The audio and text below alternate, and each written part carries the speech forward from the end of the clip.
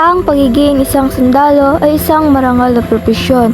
Isa itong panata ng tapang, katapatan at sakripisyo. Bilang isang sundalo po, sir, ano po ang pakiramdam ng malayo sa kami? Yun naman din ang sinumpaan namin tungkulin para sa bayan. At lalong-lalo sa aming pamilya. Kasi dito kami pumukuha ang aming pamumuhay para mabuhay ang pamilya. Yan lang po yung nasa project.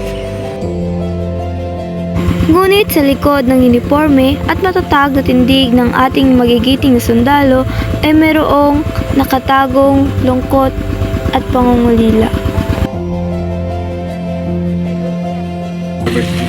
University sa Cagayan de Oro City. Pero ito talaga yung pangarap kong magiging isang magiting na mandirigma. Armed Forces of the Philippines. Ito lang din po ang ko na ipagtanggol yung ating bayan at lalo-lalo na sa pamilya. Dahil ito din ang sa isip ko talagang pinakamarangal at respetadong institusyon ng gobyerno. Siya po si Sergeant Roland L. Cueco na dating nakadestino sa Mindanao at ngayon ay lipat dito sa probinsya ng Mindoro. Hindi madali ang ganitong buhay. Ang bawat araw ay may kasamang panganib at bawat paalam ay may kasamang pangamba na baka iyon na ang huli.